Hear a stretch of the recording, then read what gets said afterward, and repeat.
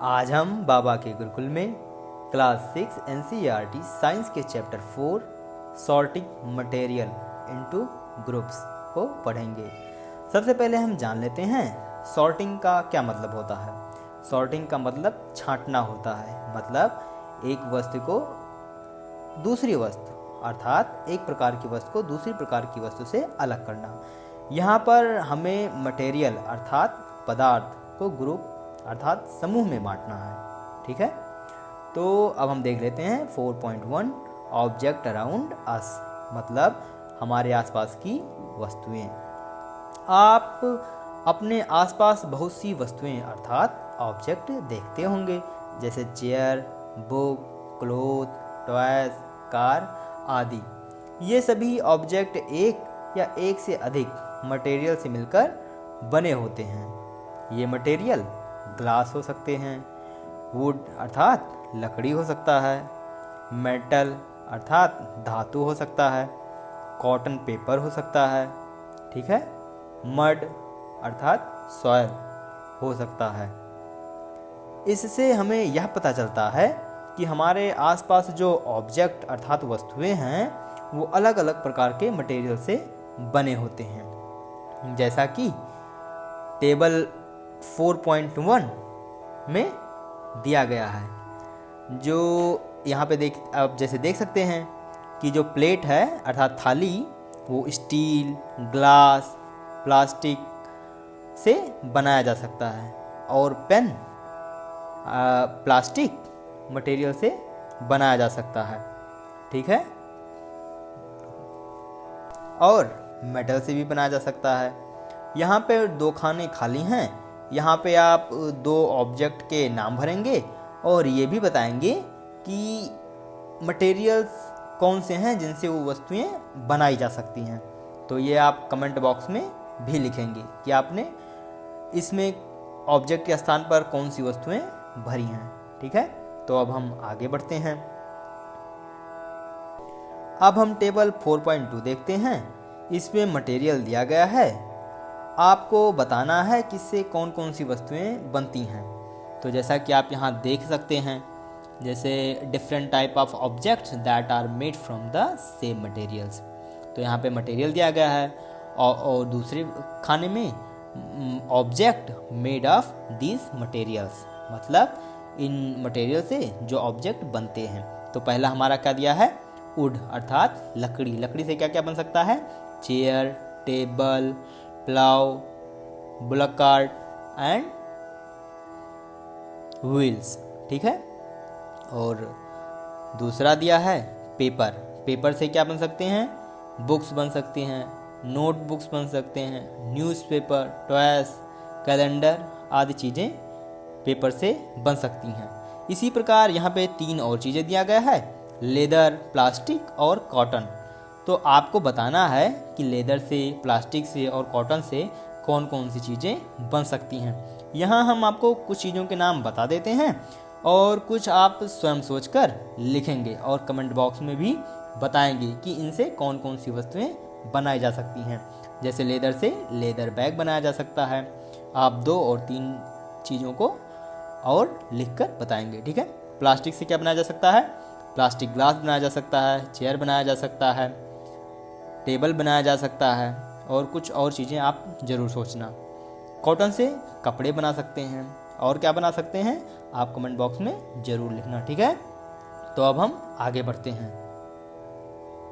4.2 properties of material अर्थात पदार्थ के गुण क्या होते हैं।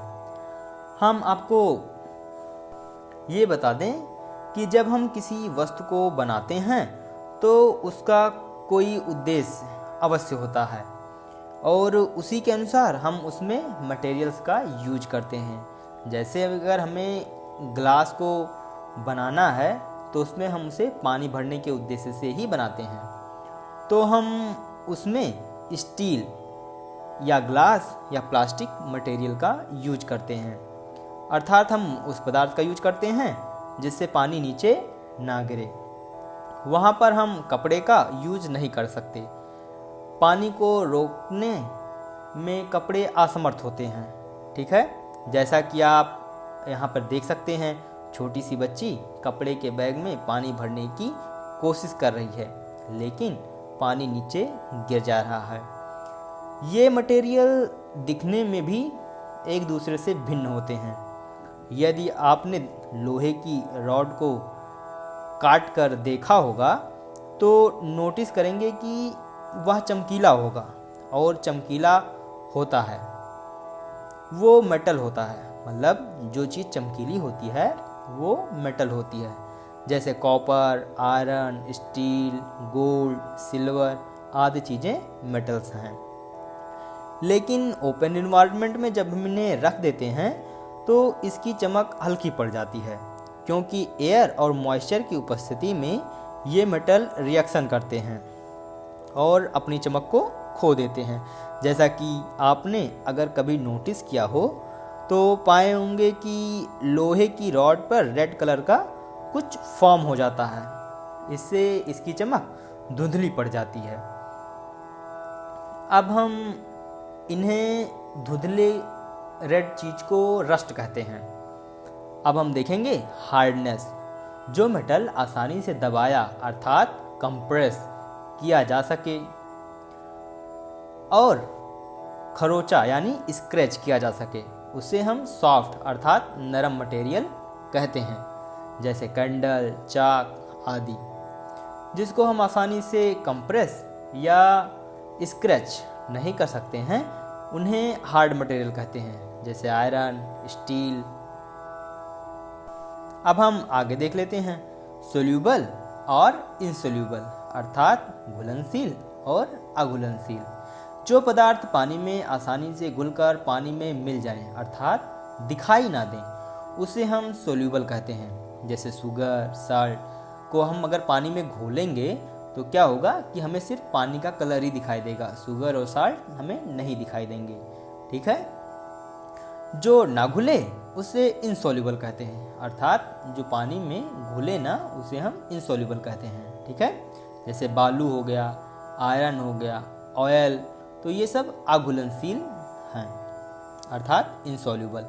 अब हम यहाँ टेबल 4.3 देख लेते हैं, mixing different solid materials in water. तो यहाँ पे सब्सटेंस दिया है यानी पदार्थ, salt, sugar, sand, chalk powder और सॉडस्ट। ठीक है। और यहाँ disappear in water, does not disappear in water. तो जैसा कि यहाँ पे लिखा है, सॉल्ट क्या होता है, डिसअपियर कम्प्लीटली इन वाटर। तो ये क्या होता है, हमें कुछ भी दिखाई नहीं देता। शुगर क्या होगा, अगर हम पानी में घोलेंगे तो ये कम्प्लीटली डिसअपियर हो जाएगा। सैंड क्या होगा, not disappear. Chalk powder not disappear. ठीक है। और सॉडस्ट नॉट डिसअपियर। ठीक है। यहाँ तक हमारा ये कंप्लीट हो गया। आगे बढ़ते हैं और यहाँ पे हम देखेंगे 4.4 solubility of some common liquid in water. मतलब जो हम कुछ कॉमन लिक्विड के वाटर में हम सोल्यूबल हैं कि नहीं हैं उसको देखेंगे। यहाँ पे लिक्विड दिया है, विनेगर दिया है। ठीक है। और मिक्स वेल और नॉट मिक्स वेल हमें इसको बताना है। तो विनेगर क्या होता है, मिक्स्ड वेल, मतलब पानी में अच्छी तरीके से मिल जाता है। लेमन जूस क्या होता है, अच्छी तरीके से मिल जाता है। मस्टर्ड ऑयल क्या होता है, नॉट मिक्स्ड वेल, अर्थात अच्छी तरीके से पानी में नहीं मिलता है। Coconut oil not mixed well, kerosene not mixed well. ठीक है। इसी प्रकार आप और भी चीज़ों को चेक कर सकते हैं कि पानी में कौन सी चीज़ें अच्छे से मिल जाती हैं और कौन सी नहीं मिलती हैं। अब हम देखेंगे ऑब्जेक्ट में फ्लोट और सिंक इन वाटर, अर्थात कुछ वस्तुएं पानी में तैरती हैं और कुछ डूब जाते हैं। जैसा कि आप यहाँ देख सकते हैं कि चाबी डूब गई और पत्ते तैर रहे हैं। जब आप बड़े क्लास में जाएंगे तो इसे डीप में जानेंगे कि ये चीज़ें तैरती क्यों हैं और क्यों डूब जाती हैं। आप डेंसिटी के बारे में जानेंगे कि डेंसिटी क्या होती है और बायोन्सी के बारे में जानेंगे। ठीक है। और इन पर क्या असर होता है ये भी समझेंगे। इसी की मदद से बड़ी बड़ी पानी की जहाज़ें पानी की सतह पर आसानी से तैरती हैं। ठीक है।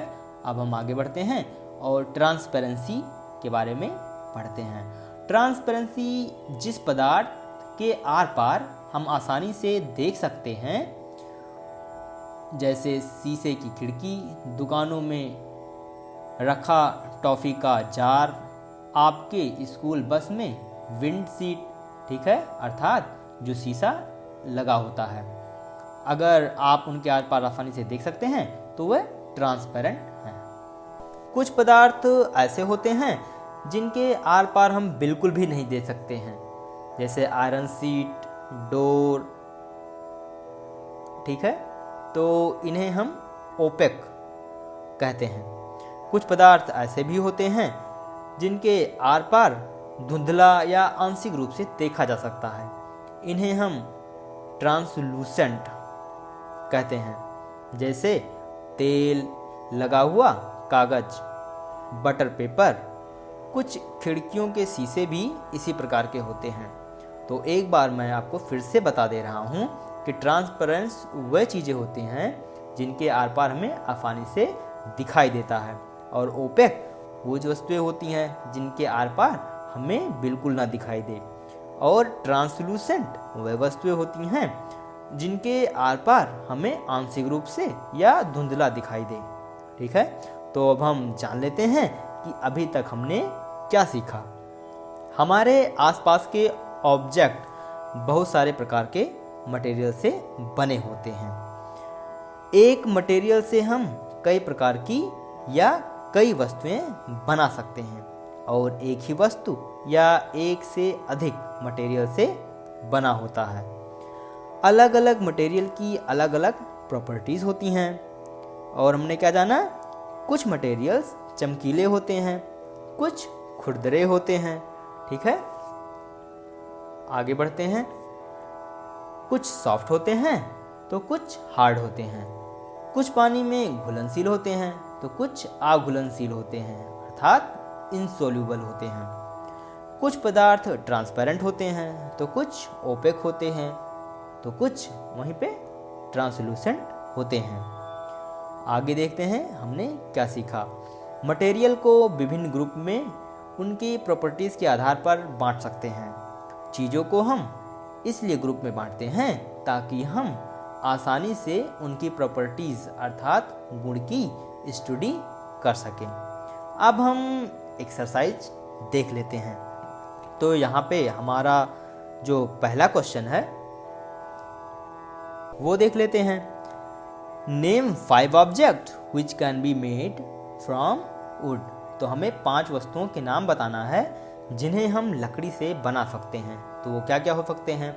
चेयर, टेबल, डोर, बैट और बेड। ये 5 वस्तुएं हैं जिन्हें हम लकड़ी से बना सकते हैं। इसके अलावा भी हम बहुत सारी वस्तुओं को लकड़ी से बना सकते हैं। तो कुछ वस्तुओं के नाम आप और सोचेंगे और कमेंट बॉक्स में ज़रूर लिखेंगे, ठीक है। तो आगे बढ़ते हैं। हमारा क्वेश्चन नंबर 2 देख लेते हैं। Select those object from the following which shine. तो हमें उन वस्तुओं को सेलेक्ट करना है जो चमकती हैं। यहाँ पे 4 वस्तुएं दी हुई हैं। क्या क्या हैं देख लेते हैं। Glass bowl, plastic toy, steel spoon, cotton shirt. तो हमें इसमें से उन वस्तुओं को अलग करना है जो चमकती अर्थात शाइन करती हैं। तो वो क्या क्या हैं? ये 2 वस्तुएं हैं, ग्लास बाउल और स्टील स्पून। ये 2 वस्तुएं हैं जो चमकती हैं। अब हम अगले क्वेश्चन की ओर बढ़ते हैं जो हमारा क्वेश्चन नंबर 3 है। Match the objects given below which the material from which they could be made. Remember, an object could be made from more than one material and a given material could be used for making many objects। तो हम यहाँ पे देख लेते हैं। पहला हमारा object क्या है? बुक। तो बुक किससे बनता है? बुक पेपर से बनता है। दूसरा क्या है? टम्बलर। टम्बलर हमारा किन किन चीज़ों से बन सकता है? तो टम्बलर ग्लास से बन सकता है, टम्बलर प्लास्टिक से भी बन सकता है, ठीक है। तीसरा हमारा क्या है? चेयर। चेयर किससे किससे बनता है? वुड अर्थात लकड़ी और प्लास्टिक। टॉय। टॉय किससे बनता है? प्लास्टिक और वुड मतलब लकड़ी, ठीक है। ये हमारा लास्ट कौन सा है? शूज़। शूज़ किससे बनते हैं? लेदर से बनते हैं। अब हम अपना क्वेश्चन नंबर 4 देख लेते हैं। State whether the statement given below are true और फॉल्स। तो हमें यहाँ पे ट्रू और फॉल्स अर्थात सही और गलत बताना है कि कौन से स्टेटमेंट सही हैं और कौन से गलत हैं। तो हम यहाँ पे अपना पहला देख लेते हैं। Stone is transparent while glass is opaque. तो ये हमारा बिल्कुल भी गलत है। यहाँ पे उल्टा होगा, जो ग्लास है वो ट्रांसपेरेंट है और स्टोन क्या है? ओपेक है। तो हमारा पहला क्या हो गया? गलत हो गया। दूसरा देख लेते हैं। A notebook has lustre while eraser does not. तो नोटबुक में लस्टर नहीं होता है अर्थात चमक नहीं होती है। तो ये हमारा गलत हो गया। तीसरा देख लेते हैं। Chalk dissolve in water. तो चॉक कंप्लीटली डिजॉल्व वाटर में नहीं होता है। तो ये भी हमारा क्या हो गया? गलत हो गया। चौथा क्या है? A piece of wood float on water. ठीक है, तो ये बिल्कुल सही है। जो पीस ऑफ वुड है वो पानी पे तैरता है। ठीक है, हमारा चौथा क्या है? सही है। अब हम पांचवा देख लेते हैं क्या है। Sugar does not dissolve in water. तो ये हमारा बिल्कुल भी गलत है क्योंकि शुगर है कंप्लीटली डिजॉल्व हो जाता है। छठवां देख लेते हैं। Oil mix with water. तो ये गलत है क्योंकि ऑयल जो होता है यानी तेल वो पानी के साथ मिक्स नहीं होता है। सातवां देख लेते हैं। Sand settles down in water. तो ये बिल्कुल सही है क्योंकि जब हम सैंड को पानी में डालते हैं तो नीचे तलहटी में बैठ जाता है। और आठवां देख लेते हैं। Vinegar dissolve in water. तो ये बिल्कुल सही है। जो हम विनेगर अर्थात सिरका होता है उसको पानी में अच्छी तरीके से डिजॉल्व कर सकते हैं। अब हम नेक्स्ट क्वेश्चन को देखते हैं। ये हमारा पांचवा है। Given below are the name of some objects and materials. तो यहाँ पे कुछ मटेरियल और ऑब्जेक्ट्स के नाम दिए गए हैं। ठीक है, वाटर है, बास्केटबॉल है, ऑरेंज है, शुगर है, ग्लोब है, एप्पल एंड अर्दन पॉट मतलब घड़ा। Group them an as. ठीक है, तो पहला देख लेते हैं क्या करना है। A round shape and other shape. तो इनको हम दो ग्रुप में डिवाइड करना है, राउंड शेप में और अदर शेप में। तो हम देख लेते हैं। जो वाटर है वो क्या है? राउंड बिल्कुल नहीं है, तो ये अदर है। बास्केट बॉल क्या है? राउंड है।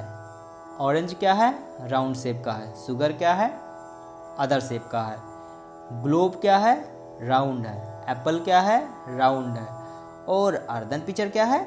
राउंड है। ठीक है, अब हम यहाँ पे बी देख लेते हैं। यहाँ पे आपको ऐसे टेबल बनानी है और एक तरफ लिखना है अदर शेप, दूसरी साइड में लिखना है राउंड शेप और इसको कैटेगराइज कर देना है। बस आपको इतना ही करना है। अब हम बी देख लेते हैं। ईटेबल्स एंड नॉन ईटेबल्स मतलब जो खाया जा सकता है और जिसे हम खा नहीं सकते। तो वाटर क्या कर सकते हैं? हम बिल्कुल भी यूज कर सकते हैं, खा सकते हैं, तो ये ईटेबल है। बास्केटबॉल क्या है? Non eatable. ऑरेंज क्या है? ईटेबल। शुगर ईटेबल, जैसा कि आप सुबह सुबह कॉफ़ी या चाय पीते हैं ना, तो उसमें शुगर जरूर पड़ता है, तो उससे क्या है? ईटेबल। ठीक है, और ग्लोब क्या है? Non eatable. एप्पल ईटेबल है और अर्दन पिक्चर है वो नॉन ईटेबल है क्योंकि हम अर्दन पिक्चर को नहीं खाते, उनमें रखी हुई वस्तुओं का सेवन करते हैं। ठीक है,